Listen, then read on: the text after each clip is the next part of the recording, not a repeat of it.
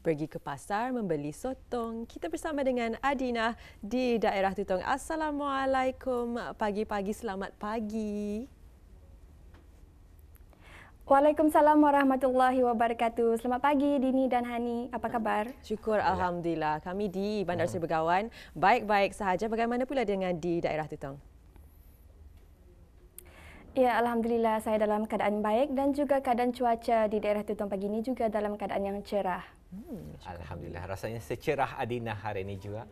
Sejuk saja mata melihat Adinah ni. Alhamdulillah. Adinah, mungkin soalan yang akan diajukan kepada Adinah mungkin dapat dikongsikan dengan penonton di sana. Kalau tadi menyambut kemarin Hari Antarabangsa Warga Emas, kalau Adinah sendiri bercerita mengenai ilmu warga emas, mungkin ada aktiviti yang dijadikan sebagai sesuatu kegemaran yang lazim dilakukan apabila meluangkan masa bersama warga emas, khususnya yang terdiri daripada ahli keluarga Adinah.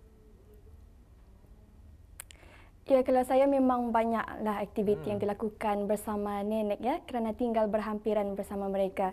Jadi antara aktiviti yang pernah saya lakukan bersama mereka adalah aktiviti menonton wayang. Dan aktiviti ini memang jarang mereka lakukan sebenarnya. Jadi apabila kita membawa mereka sekali-sekala akan membuatkan mereka terkenang akan kenangan mereka waktu dahulu menonton wayang di panggung Bolkiah. Tepat sekali. Satu perkara yang menarik, tepat kalau kita ni membawa Tuan Nini ke Tani melihat wayang, pastinya mereka akan menceritakan kenangan-kenangan mereka sebelum ini semasa mereka muda-muda di panggung wayang Bolkiah dan juga Borneo. Jadi satu perkongsian yang menarik daripada Nur Adinah mungkin juga menjadi inspirasi kepada yang muda-muda ni dapat je membawa nanti Nini ke melihat wayang. Apatah lagi pelbagai film-film juga film-film tempatan yang turut ada yang pastinya akan menaikkan rasa nostalgia tu. Baiklah, terima kasih Nur Adinah dan pastinya kita tidak sabar untuk mengetahui apakah informasi dan juga bahan menarik yang akan disajikan dari daerah Tutong. Jadi kita persilakan. Silakan. Baik, terima kasih Dini dan Hani. Bismillahirrahmanirrahim. Assalamualaikum warahmatullahi wabarakatuh. Selamat pagi dan salam sejahtera Auda. Alhamdulillah bersua kita kembali menerusi rampai pagi dari daerah Tutong.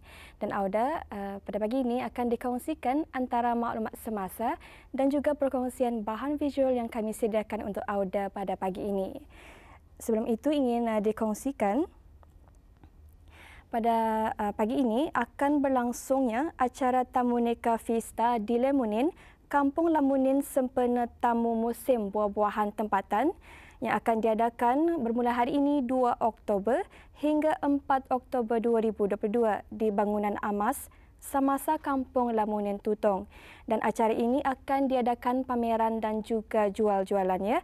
Jadi bagi Auda yang mempunyai kelapangan waktu, bolehlah hadir untuk memeriahkan lagi acara ini. Dan insya-Allah acara ini akan bermula pada jam 7.15 pagi hingga 5 petang. Baiklah Auda, seterusnya marilah kita beralih untuk menyaksikan bahan visual pagi ini.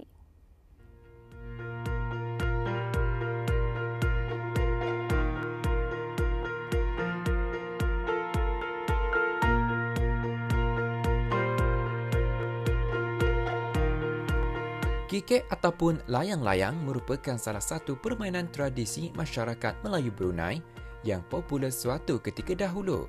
Namun, kini hampir dilupakan. Malah tidak diketahui oleh sebilangan generasi baru, terutama dari segi pembuatannya.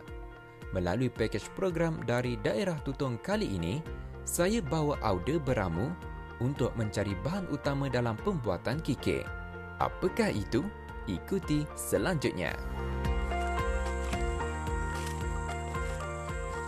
Ya, udah penonton, ketika ini saya berada di sekitar kawasan Lamunin yang mana kita ni akan melihat cara pembuatan kikek. Kikek merupakan permainan tradisional bagi orang kita ni dan juga kalau Melayu standardnya disebut sebagai layang-layang. Dan bersama saya Abang Syahruni yang akan menunjukkan cara pembuatan kikek. Jadi terlebih dahulu bis kita membawa saya kemarin ni untuk apa ni? Mengambil buluh temiang. Oh, buluh temiang. Jadi buluh temiang ni yang akan digunakan. Itulah. Mengapa ia jadi bahan utama untuk membuat kikek? Satu untuk buluh temiang tu. Saya Bukunya panjang, senang diraut, ya nipis dikit. Dia juga tabal, dia juga nipis, sedang lah kalau buluh timiang. Jadi selain buluh temiang, buluh apa lagi yang boleh digunakan untuk membuat kekek? Buluh aur-aur, Buluh aur-aur, sama buluh lamang. buluh lemang. Buluh lamang itu maksudnya buluh nipis lah, yang nipis. Yang penting ia mempunyai karakteristik yang nipis. Jadi lebih sesuai untuk membuat kekek. Kerana ia mudah dibentuk, betul? Mudah Mudah dibentuk seperti Abang Syahroni juga kongsikan, mudah diraut, mudah dibentuk. Jadi tanpa membuang masa, usulnya depan tu tah buluhnya tu. Terus tah. Ngam sini. Balah kastah. Kita ni terus tah mengambil.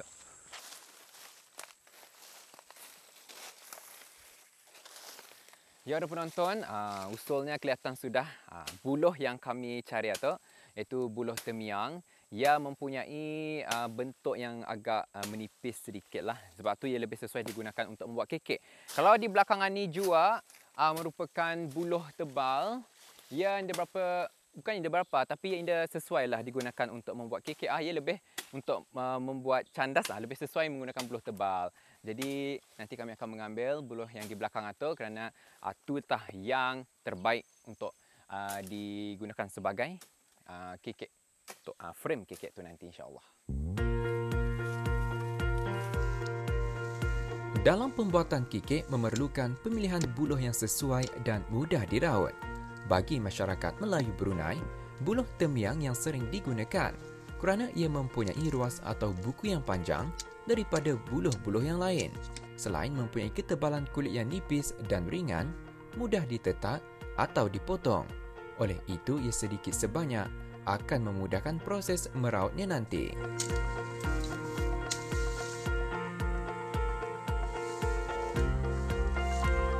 Setelah kami selesai mengambil beberapa batang buluh tersebut, kami pulang untuk melanjutkan proses seterusnya. Batang buluh yang diambil tadi seterusnya dipotong mengikut sukatan panjang yang dikehendaki. Sebaiknya dipotong di luar buku buluh bagi mengelakkan daripada rapuh atau pecah. Kemudian, barulah ditampik menjadi bilah-bilah buluh yang berukuran lebih kurang 2 inci lebar.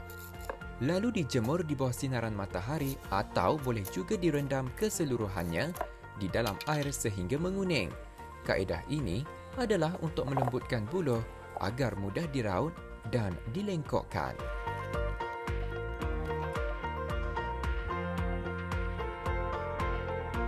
Ya, ada penonton, inilah dia buluh yang telah pun direndam semalaman ataupun dalam masa lebih kurang 24 jam.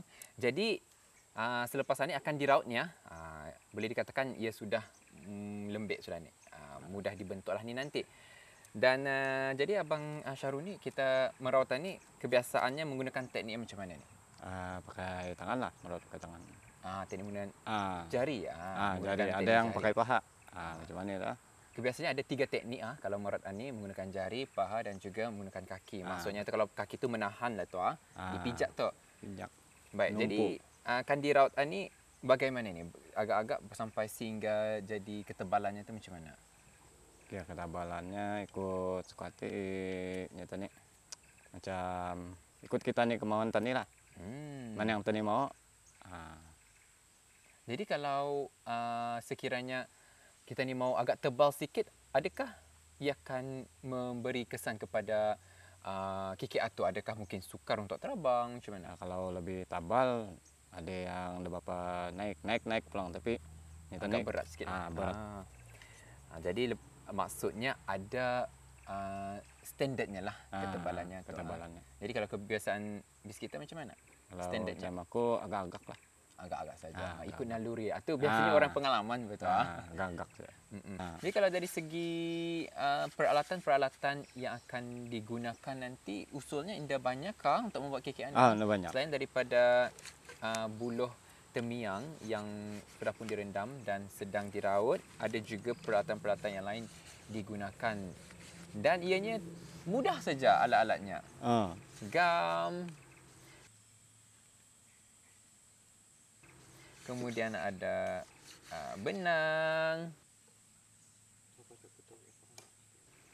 Kemudian ada gunting. Ada juga orang menggunakan cutter ataupun pisau lah. Jadi bis kita menggunakan gunting. Dan juga kertas kikik. Kertas kikik ni mengikut kesukaan orang. Kalau kan ikut warna apa, boleh guna sajalah. Yang penting ia kertas kikik yang ringan. Jadi mudah kalau kita ni naikkan, mudahlah ia terbang tu. Mudah terbang ni tu ni. Benar. Jadi Anik, maksudnya kita meraut ni, kalau kebiasaan bis kita, berapa lama masanya diambil?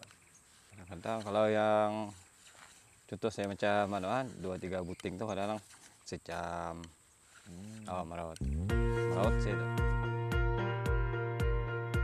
Seusai buluh diraut dengan teliti menggunakan pisau meraut, peringkat seterusnya membuat paut pada rangka buluh yang telah siap diraut. Sebelum membuat pautan, pastikan permulaan benang diikat pada tengah buluh adalah seimbang. Pada bahagian tulang belakang kikik diberi belahan. Ia adalah pertemuan ikatan tali benang yang hendak dipaut pada kedua-dua bahagian kikik. Ukuran lebar sayap kikik tidak sama dengan ukuran tulang belakang. Oleh itu, hendaklah diukur terlebih dahulu sebelum membuat pautan. Rangka kikik biasanya mempunyai beberapa komponen utama seperti kepala kikik, sayap dan tulang belakang. Peringkat terakhir melekat kertas berwarna atau kertas kikik pada rangka kikik. Seperti yang diajarkan kepada saya, mula-mula sekali sediakan sekeping kertas berukuran sederhana besar. Kemudian rangka kikik tadi diberi gam dan dilekatkan pada kertas kikik. Pastikan ia tidak bergerak. Kemudian potong dengan menggunakan gunting kertas tersebut mengikut bentuk rangka kikik tadi. Pastikan beri sedikit ruang bagi memudahkan kertas dilipat. Setelah itu, gunakan gam air untuk melekat kertas pada rangka kikik. Kertas berwarna saya bentukkan dan gunakan sebagai corak kikik atau ragi kikik mengikut kreativiti sendiri. Setiap kikik yang digunakan untuk tujuan diterbangkan, hendaklah disediakan benang untuk tali terajunya di bahagian atas dan pada bahagian ekor kikik.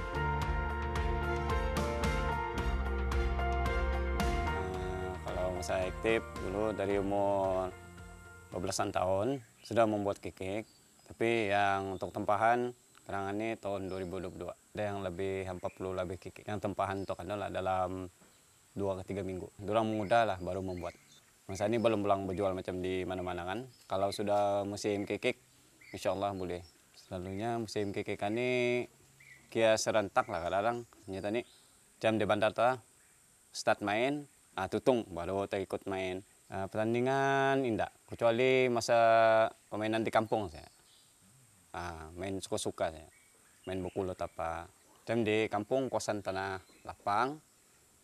Sama yang berangin, ada berangin macam di pedalaman lah. Kalau macam di pantai biasa saya kan, atau bebas. Keselamatan lah yang penting. Kalau masa main kikik, kalau macam sering-sering jalan tuh kan, kalau di kampung kadang-kadang sering jalan, tanah lapang. Yang penting lihat kendaraan. Kalau macam kikik putus apa tuh, jangan di nyata nih di bubut ataupun uyung. Kadang-kadang kendaraan komunitas apa kan, cuma itulah. Kebaikannya satu untuk melapangkan pikiran, macam tenangan pikiran apa tuh. Nyata nih yang kedua seronok, siok. Tenang lah. Itulah kalau bagiku. Meski zaman telah berubah, namun permainan kikik maupun pembuatannya masih bertahan hingga ke hari ini. Malahan telah diinovasikan sama ada dari segi bentuk corak yang lebih moden maupun kegunaannya. Kikik bukan hanya sekadar satu permainan tradisi, malahan ia adalah satu budaya Brunei yang perlu dikekalkan. Itulah ada bahan mengenai dengan pembuatan kikik. Dan kita dapat saksikan juga pembuatan kikik ini memerlukan teknik kemahiran dan ketelitian untuk mencari bahan-bahan yang sesuai dan juga proses-proses tertentu untuk menghasilkannya.